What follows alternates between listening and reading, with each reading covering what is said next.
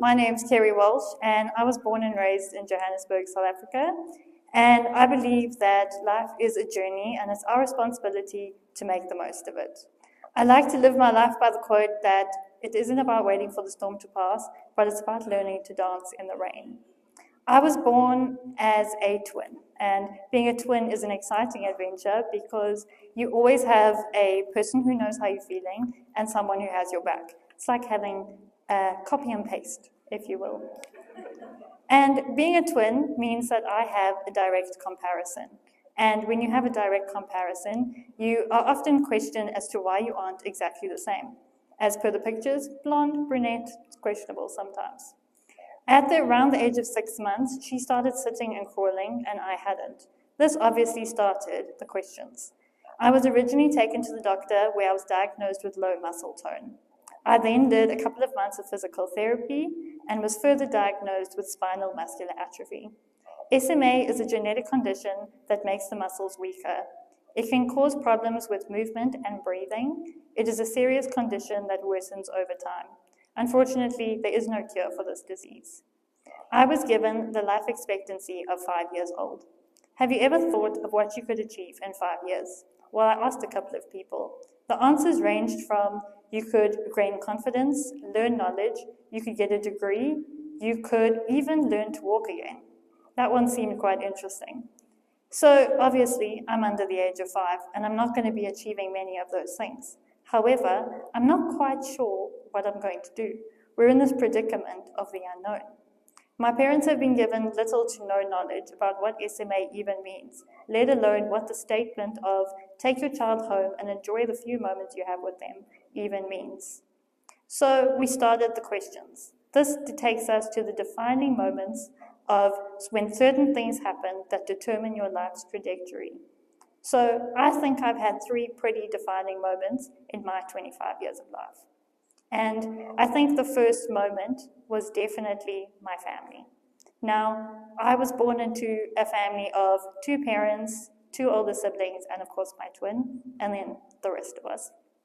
And they are my first defining moment because they made the original decision that we as a family were going to fight. 5 as a number didn't really work for us. As you can see, we don't do small numbers. My second defining moment was finding a place to go to school. Now, as a concept, going to school is what everybody does.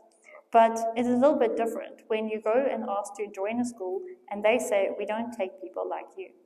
Now, I come to understand over the years that it's not meant to be personal. It's meant to be a lack of understanding. But it also leads to the questions of, am I enough and is it me that's the problem?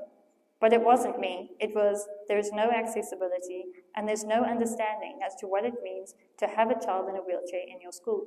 But it is really difficult to not take this personally. But I think it was the first moment I grew a little bit. My third defining moment was what I determined as one of the most difficult things I've ever had to do.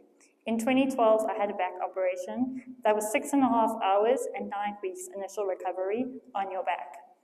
Now, I've been in hospital before and I've been sick before, and I know I'm considered to be a pretty strong person, but this gets your mentality thinking.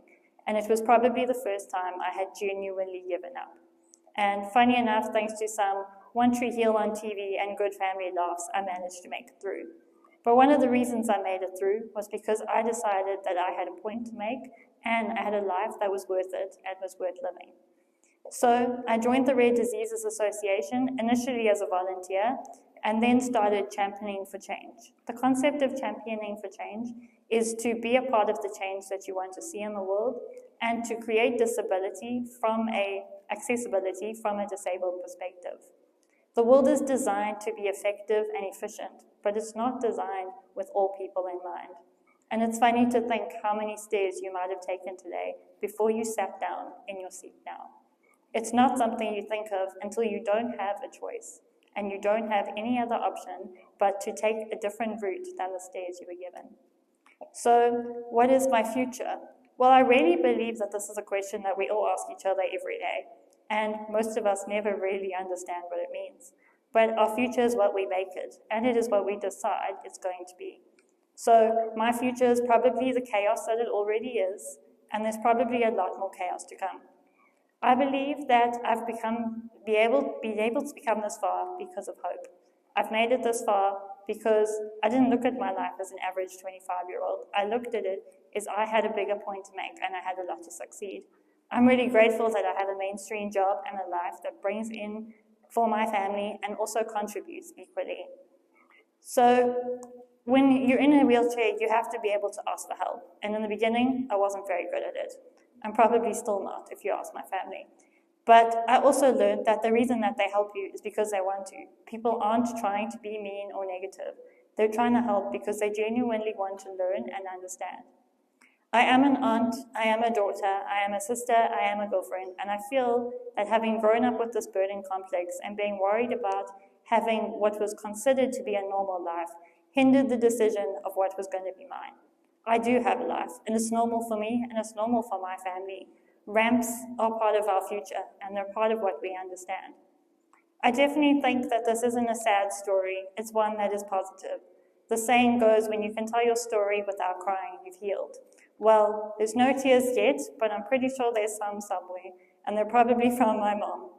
But I think we've healed, and we've been a part of creating awareness and change within the country, and that's what we aim to do. So what is next? Well, the future's not in our control, as we've realized, and we don't really get to make that decision. But the possibilities are endless, and the opportunities are out there. It's just our responsibility to take the greatest route for us and to be a part of the change as we take it.